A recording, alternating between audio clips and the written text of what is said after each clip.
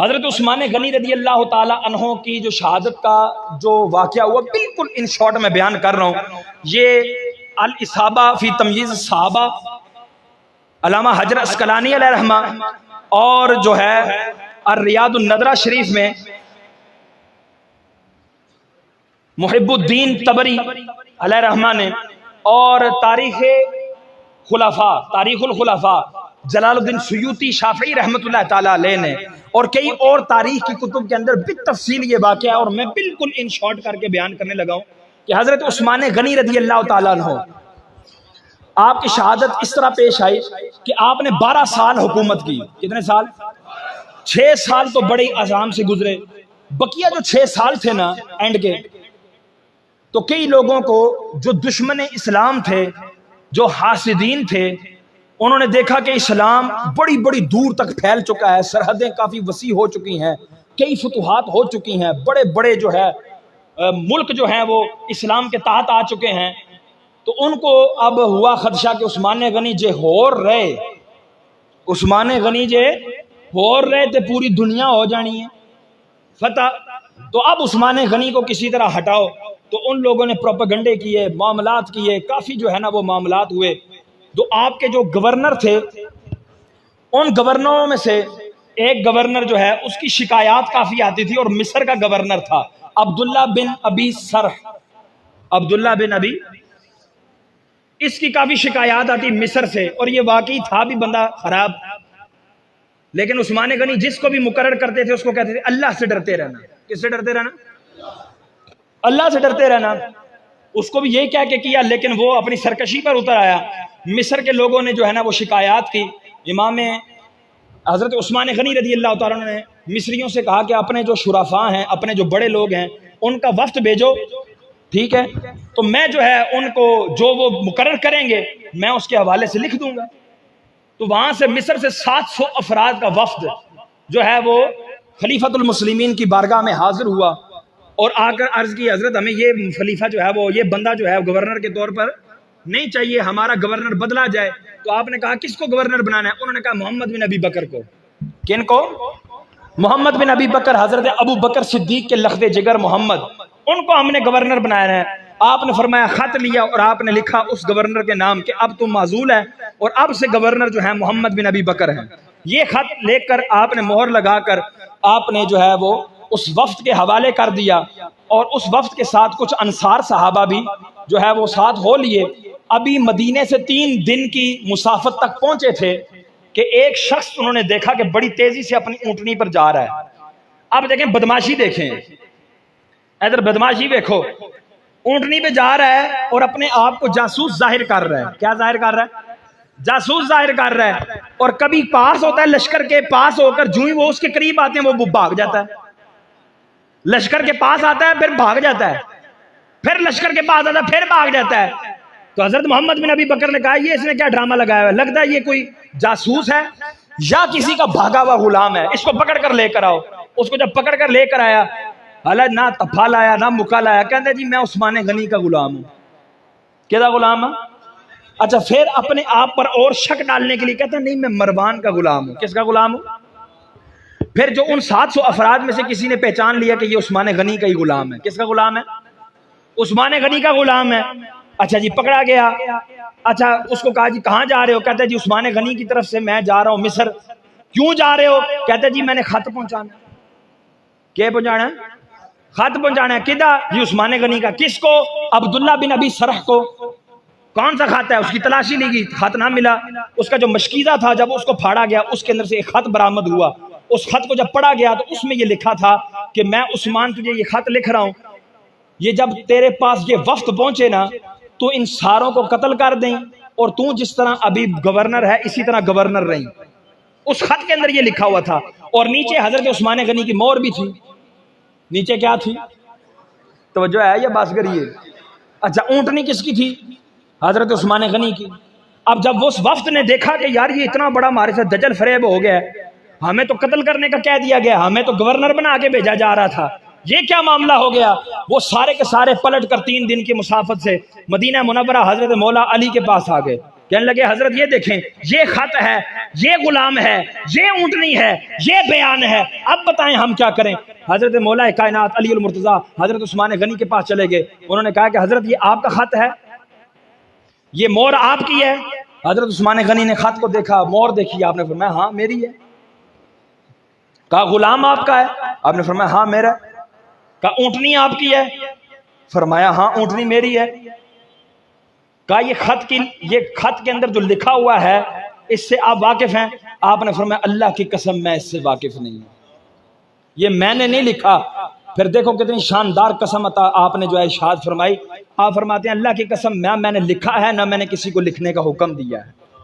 اور پھر یہاں تک بھی بات نہیں رہی، آپ نے فرمایا نہ تو لکھا نہ لکھنے کا حکم دیا، نہ مجھے معلوم ہے کہ لکھا کس نے ہے. ہوتا ہے نا کہ جی چلو حکم تو نہیں دیتا، معلوم ہے کس نے کیتا لیکن روکیا بھی نہیں. اور بات سمجھ آ رہی ہے؟ آپ نے فرمایا میں نے تو قسم دے دی، تمہارے پاس اگر کوئی ثبوت ہے، 2 گواہ موجود ہیں عادل گواہ، وہ میرے سامنے لے آؤ، میں مان جاتا. یہ میں نے خط نہیں لکھا. تو ان جو صحابہ میں تھے، انہوں نے جو وہاں کے مدینے کے صحابہ تھے، انہوں نے کہا خط تو ہمیں دکھاؤ. خط دکھایا، بغور دیکھا، انہوں نے کہا یہ تو مروان کی لکھائی ہے. ایک ہی لکھائی ہے، مروان کی لکھائی ہے.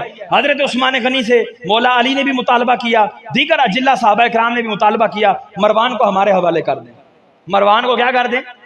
ہمارے حوالے کر دیں. لیکن عثمان غنی رضی اللہ تعالیٰ عنہ آپ مجتہد بھی ہیں، آپ کا اجتہاد یہ تھا کہ اگر میں مروان کو حوالے کر دوں گا تو مدینے کے اندر خون ریزی ہو جائے گی، اور یہ سارے بکھرے ہوئے ہیں، انہوں نے مروان کو مار دینا. مروان کو کیا کرنا ہے؟ مار دینا ہے. تو مروان کو آپ نے حوالے نہیں کیا، جس کی وجہ سے مولا کائنات بھی اپنے گھر کو تشریف لے گئے، صحابہ اکرام بھی اپنے گھروں کو تشریف لے گئے.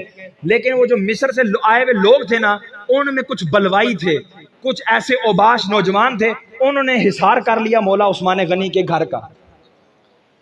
اور عثمان غنی کے گھر کا حصار کر کے انہوں نے وہاں دھرنا دے دیا کہ اب ہم اٹھیں گے نہیں، عثمان کا قتل کریں گے اور تب اٹھیں گے. اور اس طرح کی روش ان کے اندر جو ہے وہ محسوس ہونے لگ گئی کہ یہ اب عثمان غنی کے در پہ ہو گئے ہیں. مولا کائنات علی المرتضیٰ کو جب اس چیز کی بھنک پڑی نا کہ یہ کہیں مار نہ دیں حضرت عثمان غنی کو، آپ نے دیکھو سپاہی کیسے بھیجے، آپ نے دیکھو کیسے جو ہے نا وہ بواب سیکیورٹی گارڈ کیسے بھیجے. آپ نے فرمایا حسن تم بھی جاؤ، حسین تم بھی جاؤ، اور اپنی ننگی تلواریں لے کر مولا عثمان غنی کے در پر کھڑے رہو، اور کوئی بھی بلوائی آگے آئے تو اس کو اندر جانے نہیں دینا. اور مولا علی نے حضرت عثمان غنی سے عرض کی حضور ہمیں جنگ کا حکم دیں، ان بلوائیوں کو پیچھے ہٹائیں. آپ نے کہا نہ، میرے حضور نے مجھے صبر کی تلقین فرمائی ہے، اگر حضور مجھے جنگ کی تلقین فرماتے میں جنگ کرتا، لیکن چونکہ یہ مدینہ الرسول ہے، حضور کا دیار ہے، میں جنگ نہیں کر سکتا، میں صبر کروں گا. میں کیا کروں گا؟ صبر کروں گا. اور 40 دہاڑے کوئی پیاسا رہے، پانی تک بند کر دیا، اور آپ اپنے چھت کے اوپر چڑھ گئے اور آپ نے فرمایا او لوگو، وہ جب بیر روما کافروں کے شکنجے میں تھا اور مسلمانوں کو پیسوں کا پانی ملا کرتا تھا، حضور نے فرمایا اوے ہے تم میں کوئی جو بیر روما خریدے، اور جو بیر روما خریدے گا میرا رب اس کو جنت عطا کرے گا. حضرت عثمان غنی گئے، یہودی کو کہا اوے مانگا کیڑی قیمت مانگنا ہے، تم مانگ کون سی قیمت مانگتا ہے؟ جو اس نے قیمت مانگی حضرت عثمان غنی نے نکال کر اس کے منہ پر ماری، اور آپ نے وہ بیر روما مسلمانوں کے لیے وقف کر دیا. اور پیو ہوئے پانی. عثمان غنی کہنے لگے اوے مسلمانوں، اوے تم کلمہ پڑھنے والے ہو، اوے میں نے بیر روما وقف کیا تھا، آج تم وہی پانی مجھ سے روک رہے ہو. پھر آپ نے فرمایا اوے لوگوں تمہیں نہیں پتا کہ حضور سرور کونین صلی اللہ علیہ وسلم نے مسجد نبوی میں اعلان کیا تھا، اوے لوگوں تم میں سے کوئی ہے جو اس مسجد نبوی کو توسیع کرے، اور یہ جو کافروں کا گھر ہے اس کو خرید کے جو ہے وہ اس مسجد نبوی کے اندر لے آئے، کوئی ہے تم میں سے؟ حضرت عثمان غنی کھڑے ہوئے، عرض کی یا رسول اللہ میں خریدوں گا اس گھر کو. حضور نے فرمایا جو گھر کو خریدے گا میں جنت کی بشارت دیتا ہوں. حضرت ابو ہریرہ کہتے ہیں کہ حضرت عثمان غنی نے 3 مرتبہ حضور سرور کونین سے جنت کو خریدا. کتنی مرتبہ؟ 3 مرتبہ عثمان غنی نے جنت کو خریدا. کس سے؟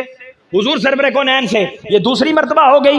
हुजूर सरवर कौनैन सल्लल्लाहु अलैहि वसल्लम की बारगाह में आके चाबियां दे दी, हुजूर ये घर आपका है, अब इसको मस्जिद नबवी के अंदर शामिल फरमा लें। और बात समझ आ रही है कि नहीं? आप फरमाते हैं कि ओए तुम मुझे जो है ना वो रोक रहे हो, मुझ पर जुल्म कर रहे हो। फिर हुजूर सरवर कौनैन सल्लल्लाहु अलैहि वसल्लम के इस प्यारे सहाबी ने अपना हाथ बुलंद किया, आपने फरमाया ओ लोगो, तुम ये समझते हो कि ये मैंने नाजायज काम किया, ये खत लिखकर, ये खत लिखा है मैंने लिखा है, इतनी बड़ी तोहमत मुझ पे लगाते हो? ओए खुदा के बंदो, जिस वक्त मैंने मोहम्मद अरबी के हाथ में ये हाथ दिया था ना, उसके बाद से आज तक मैंने इसको अपनी शर्मगाह के करीब भी नहीं किया। इस हाथ को अपनी शर्मगाह के करीब भी नहीं किया। और जिस हाथ को मैं मोहम्मद अरबी के हाथ से मस होने के बाद अपनी शर्मगाह के करीब ना करूं, ओए जो मोहम्मद अरबी के दर से मुझे खिलाफत मिले, मैं उसको नाजायज अमर के करीब कैसे पेश कर सकता हूं? ओए अकल को हाथ मारो। तुम लोग क्या करते हो? मैं कहता हूं बिल्कुल इमाम हुसैन वाला मंजर है कि नहीं है?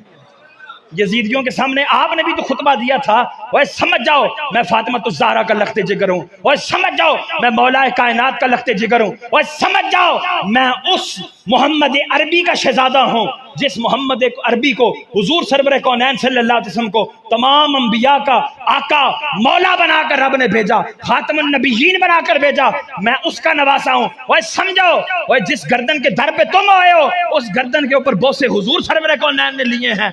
आपने यजीदियों को बड़े बड़े खुतबे दिए, लेकिन मने वाले नहीं मने फिर भी, और वो फिर भी दर पर रहे। यहां पर भी मिन्नो आन वैसा ही मामला हुआ। इतने में घर के इर्द गिर्द तो हजरत सहाबा इकराम, हजरत इमाम हसन और इमाम हुसैन का पैरा था, तो बलवाई जो थे वो घर के पिछली तरफ से अंदर दाखिल हुए, और अंदर जब गए तो हजरत नाइला, हजरत उस्मान गनी की ज़ौजा मोहतरमा, और हजरत उस्मान गनी मौजूद थे, और हजरत उस्मान गनी को उन्होंने पकड़कर शहीद कर दिया। और इतने जब शहीद कर रहे थे, उन्होंने जब तलवार चलाई तो हजरत नाइला रदी अल्लाह ताला अन्हा भागकर आपके गले के करीब पहुंची और उस तलवार को पकड़ा। जब तलवार खींची तो उनकी उंगलियां भी कट गई, और हजरत नाइला ने बड़ा शोर गुल किया, लेकिन चूंकि बाहर बलवाइयों ने भी शोर किया हुआ था ताकि अंदर जो मामला हो रहा है पता ना लगे, उन्होंने शोर किया हुआ था, अंदर वाला शोर पता ना लगा। फिर हजरत नाइला छत पर चढ़कर उन्होंने जो है ना ऐलान किया कि अल्लाह तबारक व तआला का ये बंदा, ये अमीरुल मोमिनीन जो हैं वो आज शहीद कर दिए गए हैं। अल्लाह अकबर जी। जब मदीने में खबर पहुंची तो सारों के होश उड़ गए। हजरत मौला कायनात खुद दौड़ते दौड़ते आए और हजरत हसन को तमाचा रसीद किया, और इमाम हुसैन के सीने के ऊपर मुक्का मारा मौला अली ने। और हाथ कौन से हैं? खैबर शिकन हैं। और दफड़ किसको मार रहे हैं? अपने बड़े बेटे शहजादे को, हसन को, और हमें इमाम हुसैन के सीने पर मुक्का मारा। आपने फरमाया तुम्हारे होते हुए उस्मान गनी को कोई छू कैसे गया? तो जब बताया गया कि पिछली तरफ से दाखिल हुए हैं, फिर हजरत अलीउल मुर्तजा भी गमगीन हुए। और आपको जब बताया गया ना कि मौला अली को क्या आपने मारा है, कईयों ने तोहमत लगाई मौला अली पर कि उस्मान गनी को आपने मारा है, आपने फरमाया जिसने मारा है उस पर अल्लाह की लानत हो। ऊंची बोलो यार, जिसने मारा है उस पर अल्लाह की लानत हो। आपने ये कह के अपनी बरात का इजहार किया, मैंने मारा नहीं है, ना मुझे उनके कत्ल का पता था। अल्लाह अकबर, खदशा हुआ तो मैंने अपने बच्चों को खड़ा कर दिया, लेकिन वो पिछली तरफ से आकर वो अपनी वारदात कर गए। ये बलवाई थे, बागी लोग थे ये सहाबा किराम। ये जो काले कहते हैं ना उसमें, ये देखो जी, ये तो सहाबा ही थे, आपस में लड़ लड़ के मर गए। और ये जो मिर्जा प्लम्बर है टूटियां टाइट करने वाला, ये भी कहते हैं जी आपस में ये लड़ते रहे। और मैं कहा दुर दुर कुत्ते हो, मालका नहीं पै गए हो, दुर दुर कुत्ते हो, मालका नहीं पै गए हो। कोई सहाबी भी इस बुरे काम में मुलव्वस नहीं था। क्यों कि रदी अल्लाह अन्हुम वरदू अन, अल्लाह इनसे राजी है, ये अल्लाह से राजी है। जो अल्लाह से राजी हो जाए वो ऐसे काम करते नहीं है।